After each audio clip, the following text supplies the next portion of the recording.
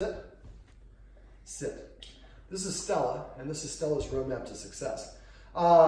Basically, she's a puppy, really still, she's about 11 months old. She took our puppy classes, and Lydia did a great job with her. But now she's developed some other issues, and so we worked our way through them.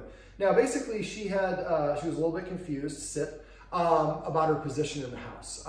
She had really no rules. She's probably under-exercised. She gets a walk a couple times a week. She does go to doggy daycare every once in a while, which is awesome. But dogs need a lot of exercise, and it's best if it's sprinkled throughout the day, like about every 3, 4, or 5 hours. And so one of the things I started out talking about was having the Guardians start an exercise journal. Just write down the spiral notebook, write the day at the top, and write down the time and how many up-downs on the stairs, the time and how many revolutions of chasing the laser, the time and how many scent games, the number of fetches. If you go for a walk, then I would put the time for the walk, but everything else do the quantity, the number. And first time, remember to do the steps, do it with an empty stomach and throw those treats down over the desk down here until she just says, I'm not coming back up and getting it. Count each down up as 1. And that way we know what our maximum number is. Let's say our maximum number is 50, you usually want to go about a third to half of what their maximum number is for the little practice session or little exercise sessions. Now she is still pretty mouthy, so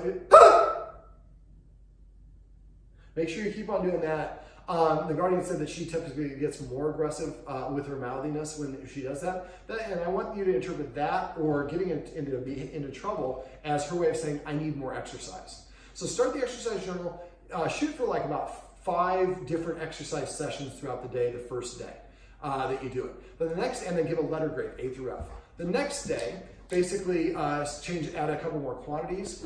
Come here, sweetheart. Yes, you're gonna photobomb it from over there. How about you do it from over here?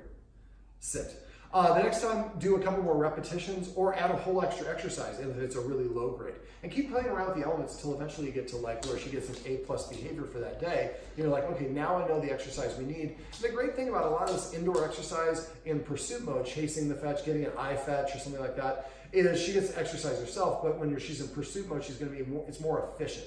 And for us to take her out for an hour walk would be a great form of exercise, but I don't have an hour in my day, but I probably have 10 minutes, 5 minutes to go to the stairs and throw those treats. So keep that journal for a month. Every time she chews something up, write down the time of that. Every time she has a barking incident in the window, which we're gonna talk about in a minute, put that down. Write down when she eats her food, if she has any accidents, anything noteworthy that goes on. And you want to keep this for about a month so you can flip back and be like, you know what, every time it's longer than 4 hours since we exercised her, that's when she goes and freaks out the window. So we'll just start exercising every 3 hours. Now also setting up for success is important. So if we're going to have some guests come over to watch a game, then make sure she gets a lot of exercise that morning. Or whatever the case may be. That way she we've put her in a position to succeed by taking out that excess energy. Let me see. Scent games is another one that you can use. That's a very draining one, and the Guardian's already doing that. So maybe look for more advanced versions of that exercise. All right, so we also talked about the importance of rules and structure. She didn't really have any rules, and so a lack of rules for many dogs confuses them in thinking that we are peers with our humans. And if the dog sees you as a peer, then listening to you becomes optional. So what I suggested for rules is, and also for dogs, whoever enforces the rules are considered to be the leaders. That's all passive training. We'll talk about that in a minute. So the more each time that we correct a dog and enforce a rule, the dog sees us acting like a leader, and they're more inclined to want to listen to us in the future. Sit. That's passive training. We'll still talk about that later. So some of the rules we suggested: not be allowed on the furniture. The higher dog sits, more rank or status they have. Now remember, to do all these things, if she was on the furniture, the way that I would teach her to get down is take a treat like this and throw it on the floor. She would jump down and get it, and when she licks it up, I would say the word off. At that point, now if she tried to come back, I would flash my hands last minute to block her, or I would get an X mat or 2 to put them up here so that I don't have to actually worry about policing it. And when I get up to go to the bathroom, I pull out one from under the couch and put it right here so that prevents her from getting on the couch. The dog needs to block their old behavior for at least 30 days before they can form a new behavior pattern. And breaking the rule or letting the dog break the rule, even so good for like 2 weeks, let's let you up on the furniture, just confuses the dog. So be very consistent, minimum of 30 days, or as long as the problem's still going on, she needs to hear it. We do a Marco Rubio. Okay, let me see. Other rules, you have to sit before I let you in or out the door. Go to the door, say sit once. If she doesn't sit within 3 seconds, walk away, sit down somewhere. Standing looks transitory or temporary. for a dog if you're standing. So walk away and sit down and pull out your phone and check an email or two or whatever it is, and ask Siri or Google or whoever it is for a 60-second timer. And when that's up, go back to the door and say, sit. And if she hears sit, then I open the door. That's her reward. If she doesn't sit this time, I walk away for 2 minutes, next time for 4 minutes, then for 8 minutes. Keep double the length of time. And as soon as you go and tell her sit, she sits, open that door. And after a while, the dog will go sit at the door as its way of saying, I would like to go out the door. Start with whatever direction she really wants. One of the guardians, she really likes to be with that guardian. So when she goes outside, go outside and then sneak yourself back in and then open the door a crack and tell her to sit. She doesn't sit, close the door. If she pounds on that door, remember, any attention is validating. So don't look at her, don't correct her, just wait. And as soon as she sits down, go up and open that door. And that's teaching dogs sitting is the best way to get my attention. Sitting is a great thing for dogs to do a lot of times, but we had to add a little bit of context to it. I showed the guardians how to enforce an invisible boundary around the kitchen. And again, for that one, make sure that you're practicing leaving the kitchen. So go behind the line that she's not supposed to, throw the treat, and say the word out. I'd like the guardian to do that with every portal or doorway in the room. So if I want her to leave the room, well, drop, first of all. Well, you literally drop that one. And if I want her to, let's say that this represents the doorway, that's the hallway, this is the room, I don't want to teach her to leave, I just throw it out. Say the word out, she comes back, throw another treat. Do that for twice for every room in the house. I would do it in the kitchen, out of the kitchen. In the dining room, out of the dining room. In the couch area, out of the couch area. So she knows where those lines are, and she practices being rewarded and motivated to want to leave. Again, we only want to use positive reinforcement. I'm a force-free dog behaviorist. Well, any dog behaviorist that's legit is a force-free dog behaviorist. So let me see. We're going to talk about the fetch in a second. I would, if you see me pick this up and throw it, it's because I'm waiting for her to SIT, because that's what we're telling her. When she SITs, that's a great way to get me to do it. So what I do is I just wait. As soon as she does what I want, that's when I'm going to do what she wants, or give her the reward. This is what we call operant conditioning. So the dog is actually in control. The faster she SITs, the quicker I'm going to do it. But if I tell her to SIT, she's just following a command. Right now, I want the dog to figure it out on her own, kind of like I talked about in the above video, if you could hear it in between the barking, about teaching her how to jump up. If she races up and down the stairs, teach her to wait or stay and then go down the stairs and then invite her after you. If you're going out the door, make sure that you go through the door first and she goes out the door after you. For dogs, whoever's in front is perceived to be the leader, whoever's behind is perceived to be the follower. So if we let our dog walk in front of us on a leash, they're probably going to be more reactive on walks. Let me see, other rules: not being allowed in the kitchen, not being allowed in the dining room when food is present. The humans are going to eat something before they feed her, and just something in 5 or more bites, and then we give her permission to eat. Fetch. Just watch it that time. Oh, there we go. She's figuring out what she wants to do. Playing fetch, that's another one. So when we're playing fetch, she's got to come over here, and I'm not going to take the treat, or the item. Drop. Now the rule is she's got to SIT, and I've already kind of taught her this a little bit by doing this operant conditioning earlier. So I'm just making it available. There's a treat in my left hand, there's the ball in or the donut in my right hand, and as soon as she SITs, I will throw this. But I'm not telling her to SIT. Fetch. So when you play fetch, to throw the object and say fetch. Say fetch when the dog gets it, and then hold the treat. Fetch. Now we also taught her to drop. Remember to practice the drop. Whenever she's got a low value item, remember that's one of her favorite toys, but she's got anything else, not an ingestible thing like a bone, but she's got a ball or something she's allowed to have. Just pull out a treat, hold it in front of her nose, and she'll try to take it and wait for her to drop. When she drops it, pop it in her mouth, say drop, and don't show any interest in the item that she dropped. And stop snatching things from her, because the more we snatch, the more she's going to want to continue. Go ahead. Okay. All right, so let me see. So when you're playing fetch, that's a great way to delay some gratification. So first, teach her to drop by dropping other objects. Then we're playing fetch. Say the fetch 3 times. Fetch as I throw it, fetch when she picks it up, and fetch when I give her the treat. And once she starts coming over and dropping the ball, the donut or whatever it is like this, then tell her to sit. 3 seconds, and she didn't sit, so I'm not going to pick it up or throw it. After a while, she'll start coming. If you do that consistently, then she'll start SITing, because as soon as she SITs, you pick it up and throw it. And that teaches her the sit is the way to get the treat, the activity to continue. That's your smarty pants. You took our puppy class, support you're smart. Let me see, what else? Sit. Fetch. You can do a combo. That didn't work the way that I wanted. Fetch. There we go. All right. So let me think, what else for rules? The guardians need to eat before they feed her, and just put just 5 or more bites of whatever it is. and then give her permission to eat and use the passive training. So as soon as she takes her first bite for 2 months, say sushi or pasta or whatever the word is that you want me to eat, try to come up with a funny command word whenever possible. People fight me on funny command words, or they just don't do it. I'm not saying fight, but it costs you nothing but imagination, and for the rest of your dog's life, it provides added motivation for the dog to want to do it.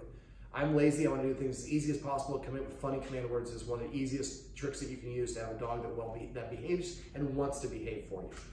Let me see, what else? And then dump it after the dog takes a bite or two and she walks away, pick up her bowl, dump it empty, put the empty bowl back down. That part is important, put the empty bowl back down.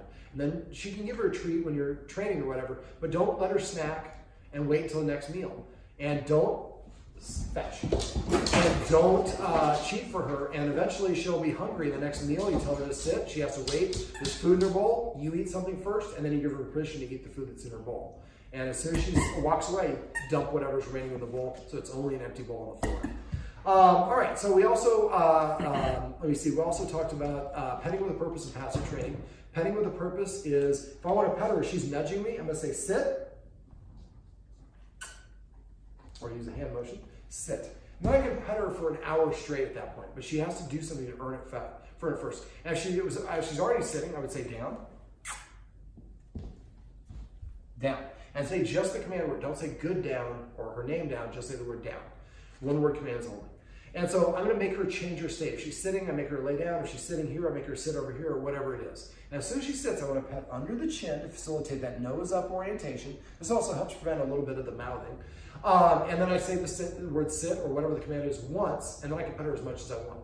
Now we're going to use the word paycheck. If somebody comes in the room and sees someone's petting her and she's not standing, or she's not sitting or lying down, we assume that person forgot.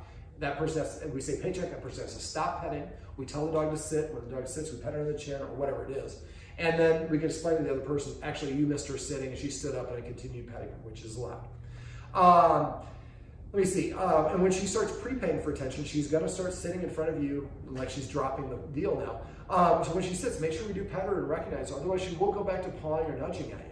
Now, passive training is what I was showing you earlier. Is we wait for her to organically offer the behavior that we want. Speak. That's another version of that. She was doing that out of context. She was telling me she wants a treat, but she just barked, and within 3 seconds, I was rewarding her, and I marked it with the word speak. So if every time she barks, you say speak, and pet her or give her a reward, after a while, you can say speak, and she'll bark for you. If your dog barks a lot, then you can teach the dog what quiet means. So once you can say speak and the dog barks, then you say speak, and the dog barks, you give it a treat, say speak. And then you say quiet, and then give it a treat. It doesn't know what quiet is, but you just keep on doing that. So I hear one when I'm barking, and I hear one when I'm not barking. Then we start elongating the quiet in 1 second, 2 seconds, 3 seconds, until the dog does it for longer and longer periods of time. Okay. Now, two of the other issues. The guardians, she walks ahead of her guardian on a walk, and like I mentioned earlier, that makes the dog more reactive. So we need to teach the dog to walk with a loose leash next to us. Hopefully the guardians will set up a training session with us so we can have our trainer James come out and teach the dog to do that automatically instead of having to correct. We never want to use a choke chain or a pinch collar because those actually cause pain and discomfort, and that gets the dog to behave because it fears a reprisal. And then if that punishment tool is not there, the dog's going to do it anyways. Also, a lot of times it backfires. The dog creates a negative association. Does she normally bark at cars going by too? Just people. And I'm getting yes and no. This is great. We have two guardians, and that's great. I mean, we all have very different perspectives. So sometimes she does, but the guardians have already noticed. So I went through the 4 escalating consequences. So for passive training, remember every time the dog does something you want, pet it within 3 seconds and say it. And this is what the dog offering the behavior on its own. So every time the dog comes to you, as long as it's not barking or jumping up at you, pet it and say come. Every time the dog sits next to you, pet it and say sit. Every time it lays down, pet it and say lay down. If it barks, you can do that. So anything, and if it brings a toy, say donut. Every time you pet the dog when it brings you this donut, this toy. So that way we're putting things in context, and the dog learns to do what we want it to do. And that makes things a lot easier. Let me see, I can't remember if I went going around the house and throwing the treat out of the room, but do that twice for every room, and so the dog knows what context it means to leave the room. And then repeat the whole process, being in the room, throwing it in the hallway. All right, so the loose leash training, exercising your dog before loose leash training can be really helpful, or before a walk or any activity. Now, the guardian's a little bit nervous of taking her to the dog park. I would definitely start taking her to the dog park. Do it at off times. Now, when we go to the dog park, we kind of study the inside of the dog park before we go in there. Is there a dog that's dominating, that's being aggressive? Then don't go in there. That's going to be a negative experience. But if it looks good, what I do is I go in the little holding box, we call it an air tank or whatever you want to call it. There's 2 doors. And all the other dogs will rush up to the door. I don't go in there when the dogs are there because I don't want my dog to be surrounded. And just wait, and then the dogs will eventually move away. And I want my dog to be calm before it enters. So I tell my dog to sit. If it doesn't sit, I just sit there and wait. As soon as it sits, only then will I take the leash off. And then I make the dog sit and wait, and then I go to the door, and when I reach for it, the dogs are in the dog park and are going to rush the door. So I just reach, make a jiggle, and then put it back down. The dogs come, and they run away. They come and run away. After a while, they stop coming because you're just teasing them, they think. And so then you can open the gate, your dog's nice and calm, it's sat down, you open the gate, your dog walks out, it's not accosted by the other dogs. If you let your dog run in there full of energy, the other dog's gonna mess with your dog because that's just trying to show up the other dogs. So again, exercising your dog with a laser or something before you go to the dog park can really help. I'm gonna talk about the window, remind me of the window in case I forget, but one of the things she gets excited for is going for the ride. So we can, and this is what I talked about as a behaviorist, what I do is I try to break an activity down that the dog fails or doesn't behave the way we want into individual steps. Fetch. She is doing what I want, I'm not listening. So pay attention to those little things. If she does that multiple times, she sat and she laid down. She's telling me, please, pretty please with, liver treats on top, can you please throw that for me? So when I have an activity the dog fails in, I recreate that activity in the easiest version possible and break it down into individual steps. I'll use the car as an example. So if we go to the car, she gets really excited. And then we drive, she gets more excited. We get to the dog park, we get more excited. We open the door, it opens. All these steps, she gets more and more excited. So what I would do is I would have the guardians practice going out to the car, getting her in the car, sitting there, close the door, sitting down, don't even put the keys in. Pull out your phone and check some emails. Wait for her to settle down. When she's settled, give her a little attention, give her a treat, then get out of the car and come back inside. So now, every time we go to the car, it doesn't represent the excitement of going to the dog park. And then I keep on doing that until when I get in the car, she settles down right away because it's not associated with the next step. Once she settles down right away, then I might pull out the keys and jingle them. Dog will probably get up. Well, then just put the keys back down. And then repeat that step, jingling them really loud and back, stopping. And eventually you jingle them and she just stays seated. Then you put them in.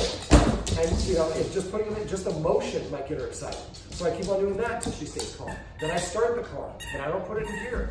And then eventually I put it in gear, and then I put it back in park. I'm just doing this back and forth without actually leaving. Then we might actually drive it back out the driveway and then back into the driveway. Again, small steps. Keep repeating all the steps until she stays completely calm multiple times in a row before you go to the next step. And eventually, you go to the dog park and her energy is nice and calm. It's going to make her easier for the other dogs. But remember, dogs don't get their true personality until they're 9 months. So she has a true personality, but if you don't continue social practice, just like a shut-in human gets very awkward, dogs get awkward as well. And so keep on brushing up on that. She goes to dog daycare, which is wonderful. That's great socialization. Keep doing that because even though they practice some of the things we don't want, it gives her good socialization practice. But also try to take her to the dog park maybe every other week or try to take her once a week. And if you're worried about it, like I said, just go at an odd time. Between 5:30 and 6:30 is like the busiest time you'll go there. So try to go there like at 7 o'clock or earlier or on the weekends or different times like that. So the car, keep on practicing that car until each step along the process she's calm. All right. Now the last thing I'm going to talk about is she growls and jumps, and the guardians just put in these beautiful picture window, or not, I don't know what you call them, but beautiful windows. And the problem is, if the house is a little bit higher, and so the dog looks down onto the street when she's up here. It's a split level, well, not really a split level, but I don't know what you would call it. Multi-level, thank you. And for the dog, if she sees somebody walking, she comes over and just like, hey buddy, I see you. Why are you walking towards our property? This is our property. Now you're on my property line. Now I'm really pissed off. That's right. You better keep going, and don't come back. And every time your dog does that, it thinks that person was going to invade your house and trash it. But because of her, your house is safe. She did a good job. Well, that's going to be a problem because sometimes people come by that are neighbors, and she was actually doing this earlier. They had neighbors right next door on their driveway, and she was barking and growling at them. So you can use those escalating consequences to disagree, but what I prefer to do is to create a positive association. So I would use counter conditioning. Come here, sweetheart. Let's show you a little counter conditioning. I'm going to get a couple treats. Would you like some treats? I'm guessing yes. How about over here? All right, so I'm going to take the trick-or-treaters. You got to come over here, sweetheart. Well, actually, right here, sideways is actually probably better. So the treat is squared like about an inch. So what I'm going to do is I'm going to smash it so it's like a pancake. And she's a little bit mouthy, so the first time what I'm teaching her to do is just nibble on it with her teeth. And you can see I can change whatever orientation she looks at by moving the treat. So what I want to do is I would elicit some help, somebody that can be outside, that can be on command, that we have maybe on walkie-talkie or talking on the phone. Do it with Bluetooth if you're just by yourself with an earpiece. What I would do is keep moving, have that person walking in front of your house and keep moving the dog further and further away until she'll sit down. You'll probably have to be, I'm guessing, somewhere halfway between this wall and the doorway. And the idea is when she sits down and she can see them, it's far enough away for her not to be so intense. Once you can find that distance, then sit. There we go. So I'm going to squeeze the treat, and let's say the person's walking this way. Actually, I'll show you from this perspective. This will actually be perfect. No, you're in a perfect spot. So what I'm going to do, we would normally be further away. I'm going to hold the treat smashed. No, we're not going to do that. How about an up? There we go.